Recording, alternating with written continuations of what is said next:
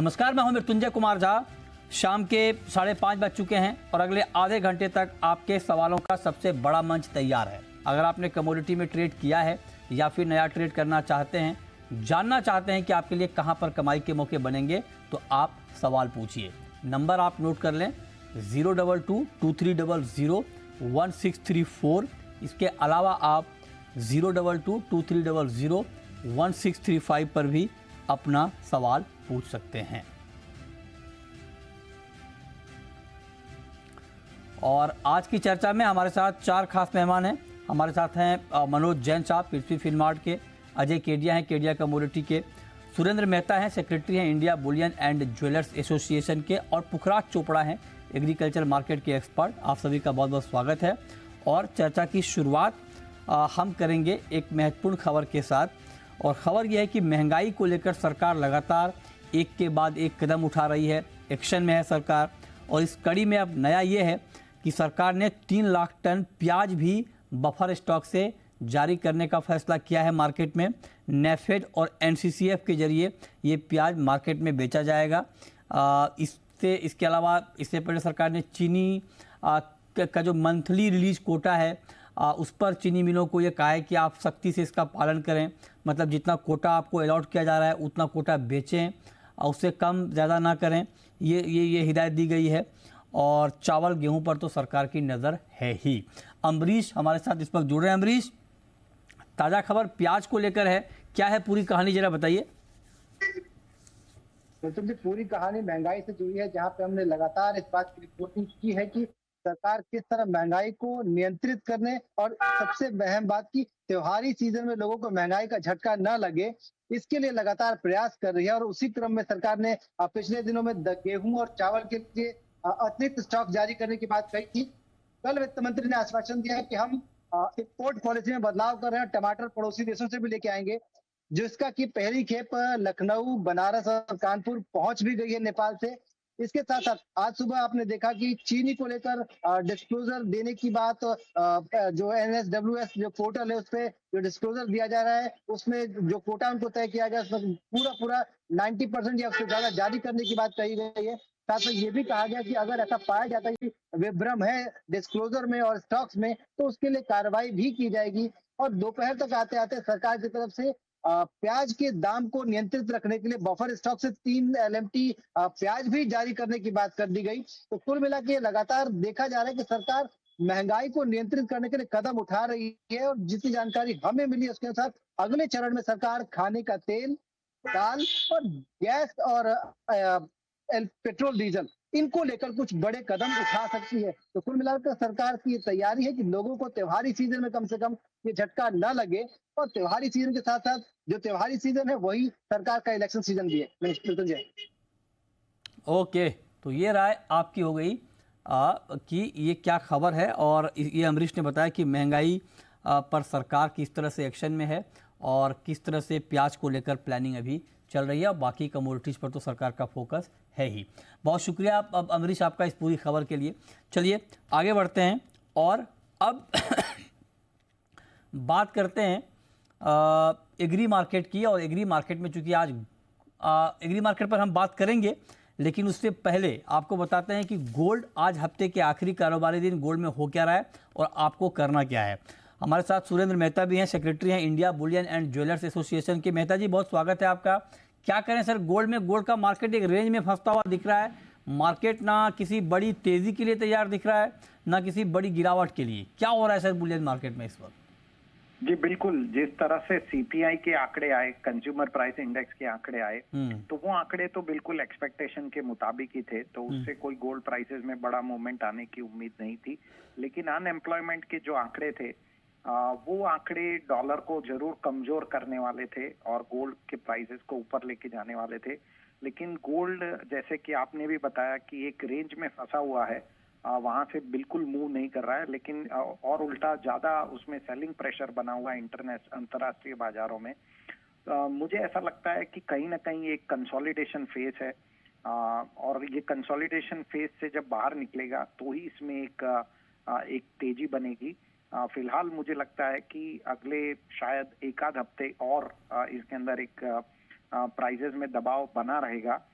यदि मैं एक अगले 15 दिनों की आसपास देखूं तो मुझे लगता है $1866 नीचे एक बहुत बड़ा मुझे सपोर्ट लेवल नजर आता है। और उस सपोर्ट लेवल को तोड़ने पर ही गोल्ड प्राइसेस और नीचे जा सकते हैं अंतर्राष्ट्रीय बाजारों में, वरना यहाँ से कभी भी गोल्ड वापस ऊपर की तरफ मूव हो सकता है। ओके, ठीक है। लेकिन एक बात और मेहता जी आप करें कि ऊपर की तरफ जा सकता है, लेकिन क्या ऊपर जाने की रफ्तार तेज होगी या धीरे धीरे मार्केट ऊपर जाएगा? जैसे मैंने आपको बताया कि एक कंसोलिडेशन फेज है। जब भी कोई कंसोलिडेशन फेज होता है तो मार्केट में एक ऐसा ठहराव आ जाता है और वो ठहराव हमेशा एक सेलिंग की तरफ बनता है। तो जब वो मार्केट में ठहराव आता है और वो सेलिंग प्रेशर बनता है तो काफी लोग उसमें से एग्जिट हो जाते हैं और उसके बाद ही मार्केट एक तेजी की तरफ बढ़ता है। तो मेरा ये मानना है कि पिछली बार हमने देखा था $1891 तक स्पॉट मार्केट में गोल्ड नीचे गया था।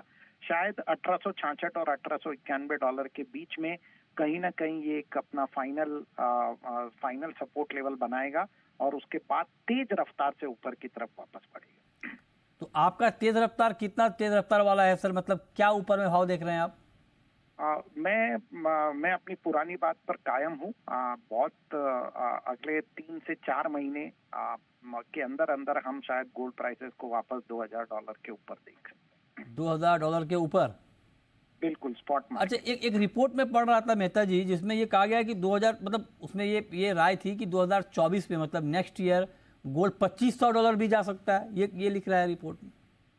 बिल्कुल जा सकता है। उसके बहुत सारे कारण हैं, क्योंकि यदि आप देखें तो फेड ने इंटरेस्ट रेट को जो बढ़ाना है वो धीरे धीरे बिल्कुल खत्म होने वाला है। अब शायद कोई इंटरेस्ट रेट बढ़ेगा नहीं। रशिया ने वापस अनाउंस किया है कि वो गोल्ड बाइंग की शुरुआत करेगी। चाइना एक रिसेशन में फंसा हुआ है तो नेचुरली उनको उस रिसेशन से बाहर निकलने के लिए गोल्ड की तरफ मूव करना पड़ेगा। तो हम जियोपॉलिटिकल टेंशन में कोई बहुत बड़ा बदलाव नहीं देख रहे। उसी प्रकार से मार्केट टिका हुआ है। जो दूसरे अंतर्राष्ट्रीय बाजारों हैं, जो सेंट्रल बैंक के हैं, वो गोल्ड में लगातार बाइंग अब जारी रख रही है। ईटीएफ में हम थोड़ा सा दबाव जरूर देख रहे हैं, लेकिन जब सेंट्रल बैंक की बाइंग जैसे जैसे बढ़ेगी तो ईटीएफ में भी बाइंग बढ़ती जाएगी। और यदि आप सेंट्रल बैंकों की बाइंग देखें पिछले 2 साल में, तो उसमें एवरेज 1800 से $1850 के बीच में इन सेंट्रल बैंकों ने बाइंग की है। तो इसकी वजह से ही मुझे ये सपोर्ट लेवल लगता है और वहीं से मार्केट तेज ऊपर की तरफ मूव करेगा। अच्छा, ठीक है। बहुत शुक्रिया मेहता जी आपका जुड़ने के लिए, गोल्ड पर अपना व्यू देने के लिए। अब केडिया जी आप बताइए सर, ये तो आगे का व्यू हमने ले लिया, लेकिन आज अगर किसी को ट्रेड करना हो गोल्ड में तो उनको क्या करना चाहिए, ये बताइए।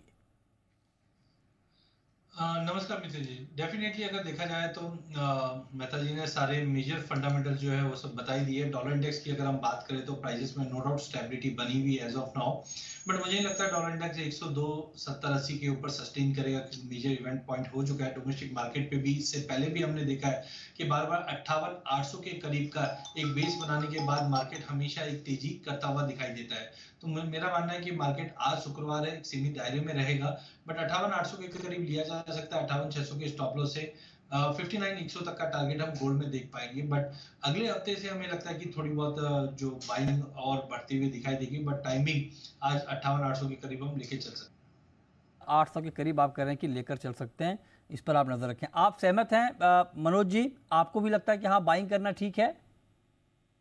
नमस्कार मृत्युंजय जी, बिल्कुल एक दायरा यहाँ पे लग रहा है 58,600 से 59,100 का। तो अगर 58,800 750 की रेंज में आए तो वहां ले सकते हैं, क्योंकि $1934 जो है वो काफी अहम सपोर्ट है कॉमेक्स पर। और अभी हम 1940-45 के दायरे में ट्रेड कर रहे हैं। तो बिल्कुल 100-150 रुपए की गिरावट आती है तो एक अच्छा लेवल होगा इंट्राडे के लिहाज से बाइंग के लिए। ऊपर में 59,100 150 ये रेजिस्टेंस है, तो वहां पे एक बार मुनाफा वसूली लॉन्ग की पोजीशन में करने की सलाह रहेगी। बड़ी तेजी अभी यहाँ पे नजर नहीं आ रही।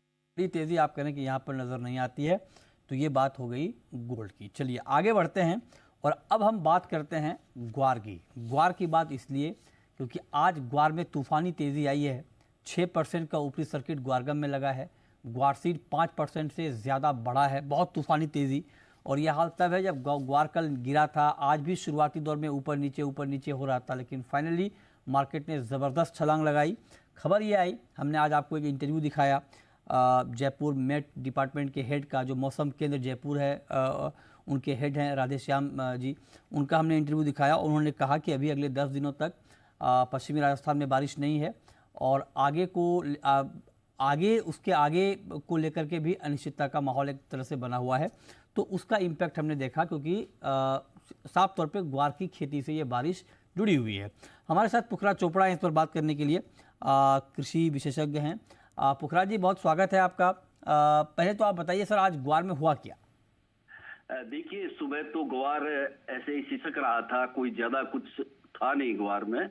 पर जैसे ही राजस्थान के मौसम विभाग ने आपके चैनल पे ये बोला कि आगे 10 दिन मौसम सूखा रहेगा, बरसात के आसार कम हैं, और पूर्वी राजस्थान में 10 दिन बाद में और पश्चिमी राजस्थान में अभी 10 दिन के बाद भी कह नहीं पाते कि कब बरसात होगी। और ये खबर जैसे ही निकल के आई, उसी समय रिएक्शन किया बाजार ने, 70-80 रुपए बढ़ा। पर चूंकि सोशल मीडिया पे ये चल रहा था कि भाव बहुत बढ़ गए हैं, तो वहां से एक बार वापस घटा, उसके बाद फिर वापस से बढ़ा। लोगों को ये विश्वास हो गया कि ये जो खबर आई है वो खबर पक्की है, और मौसम विभाग ने यदि कहा है कि मानसून इतना कमजोर है, ये स्थिति है, तो उसी आधार पे इसके अंदर तेजी आई है। आज मैंने सोशल मीडिया में देखा कि लोग जी बिजनेस को धन्यवाद कर रहे थे कि मौसम विभाग की सही जानकारी सही समय पर सामने ले आए, जिससे मार्केट गिरने से भी रुका और लोग नुकसान से भी बचे। मृत्युंजय जी, बिल्कुल सर, और ये हमारा धर्म है, हमारा कर्म है कि हम सही जानकारी लोगों तक पहुंचाएं। और इसलिए चूंकि मैं खुद सोशल मीडिया को फॉलो करता हूं, बहुत चर्चा हो रही थी राजस्थान में बारिश को लेकर, बड़ा लोगों में कन्फ्यूज़न था कि बारिश होगी नहीं होगी, अलग अलग तरह की राय सामने आ रही थी।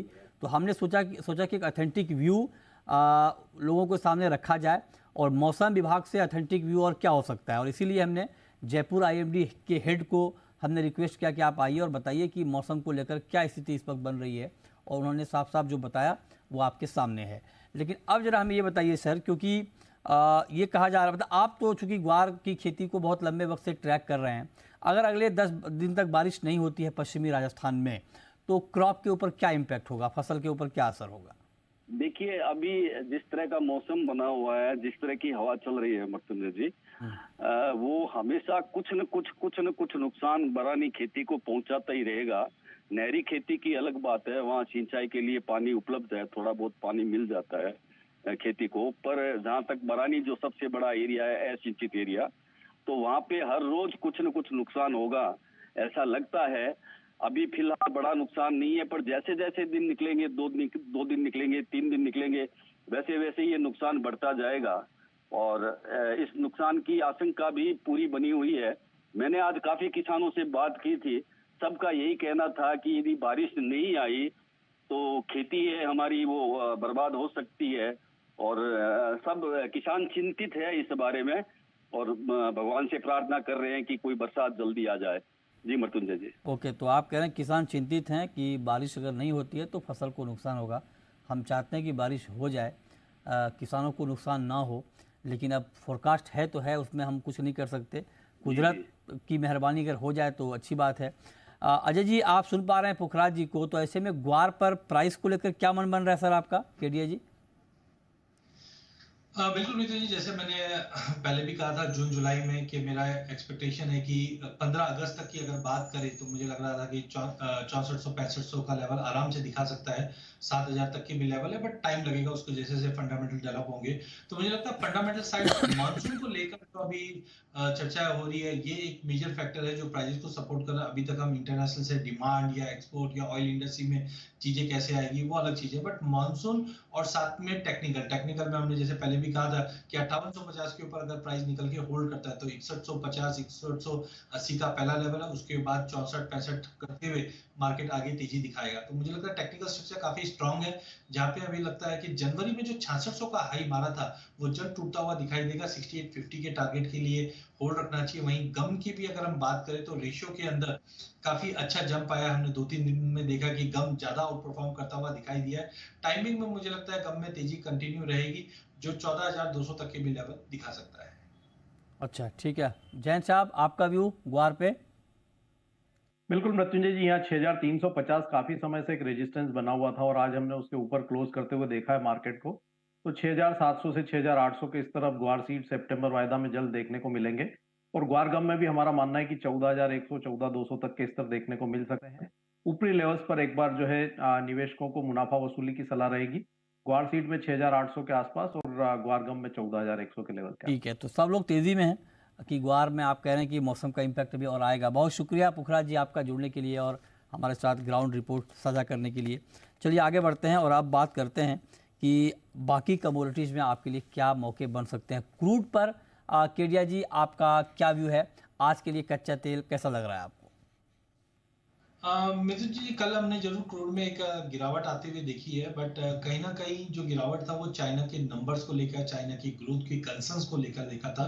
बट अभी भी अगर हम देखें तो सऊदी ने, ओपेक प्लस, रशिया ने जिस ढंग से प्रोडक्शन या सप्लाई टाइटनिंग रखी है, मुझे नहीं लगता मार्केट में कोई ज्यादा बड़ी गिरावट आएगी, जिसके चलते आज मॉर्निंग में ही लोअर लेवल से हमने वापस तेजी देखी। जहां ब्रेंट अभी भी हम देख रहे हैं सपोर्टेड लेवल पे ही है, 85 के ऊपर अच्छे से मेंटेन है, जो $89 तक का लेवल दिखा सकता है। इन सबको देखते हुए मुझे लगता है M6 पे भी बाइंग कंटिन्यू रहनी चाहिए। 6800 के करीब लेके चलिए, 6700 का स्टॉप लॉस रखिए। हाई साइड पे 7000 तक का लेवल फिर से मिलेगा तो थोड़ा पुल बैक हो सकता है, इवनिंग में डेटा पॉइंट के टाइम पे मिल जाए, बट बाइंग करके चलिए, ट्रेंड बिल्कुल स्ट्रांग है। ठीक है, आगे बढ़ते हैं। अब शुरू करते हैं सवाल और जवाब। पहला सवाल है महेश का। पूछिए महेश जी। वीट के अंदर क्या टारगेट्स होंगे इस मंथ के अंदर? गेहूं में? हाँ जी। मनोज जी आप ट्रैक करते हैं गेहूं?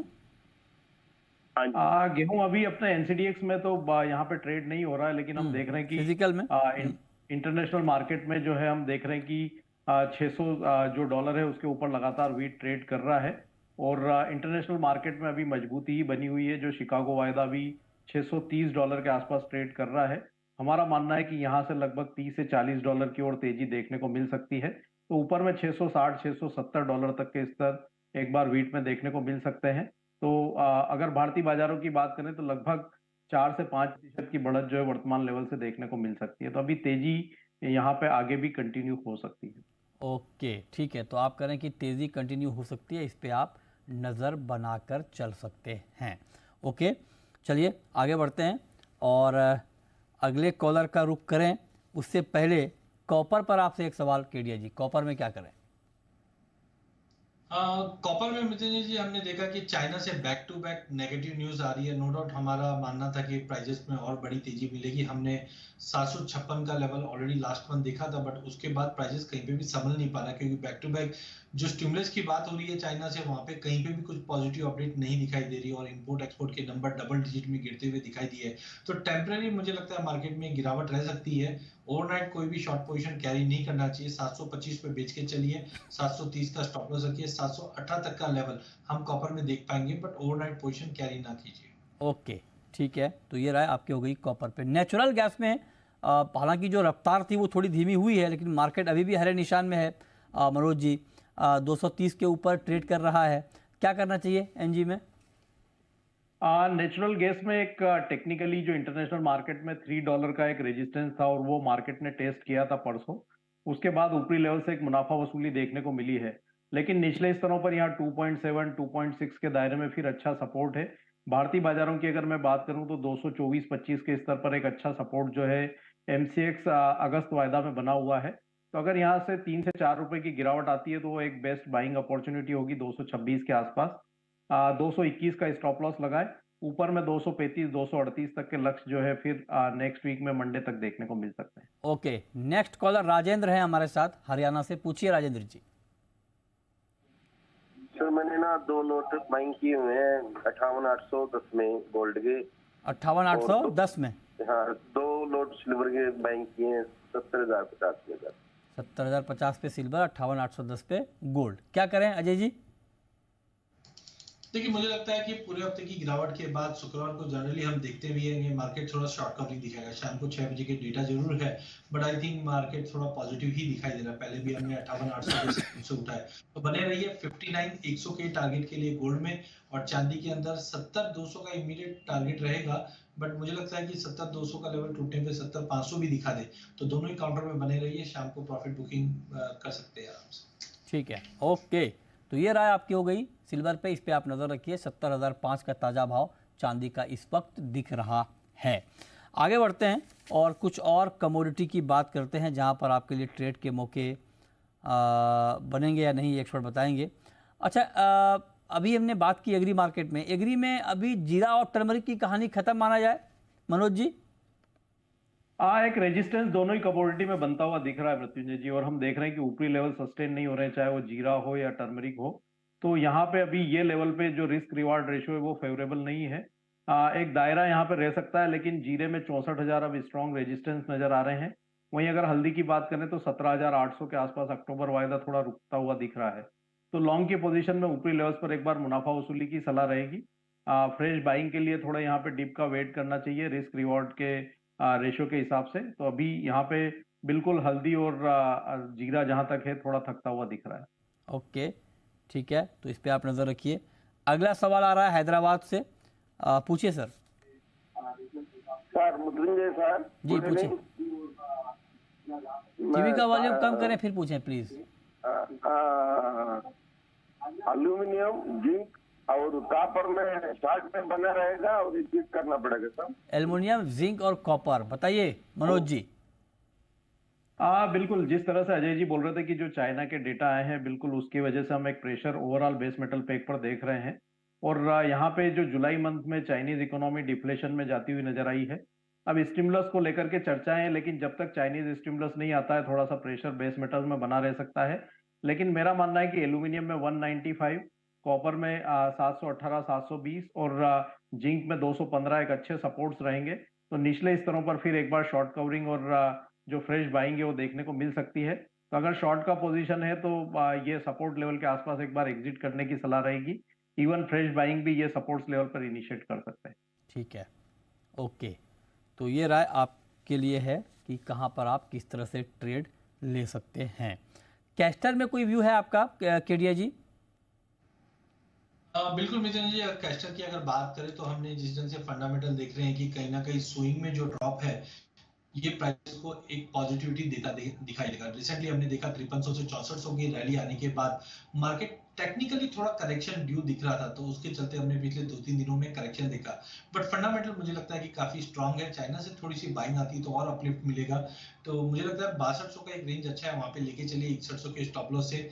इमीडिएट टारगेट तो 6400 है, क्योंकि रिसेंटली हमने 6400 पे कंसोलिडेशन देखा है। इसके ऊपर निकलता है तो डेफिनेटली और अच्छी तेजी मिल जाएगी। कैस्टर में लेके काम करना चाहिए। 6400 का लेवल 6200 का लेवल काफी स्ट्रांग लेवल है, यहाँ पे बाइंग करके चलिए 6400 के टारगेट के लिए। ओके, चलिए, बहुत शुक्रिया केडिया जी आपका हमारे साथ जुड़ने के लिए। मनोज जी आपका भी बताने के लिए कहाँ पर कमाई के मौके बनेंगे।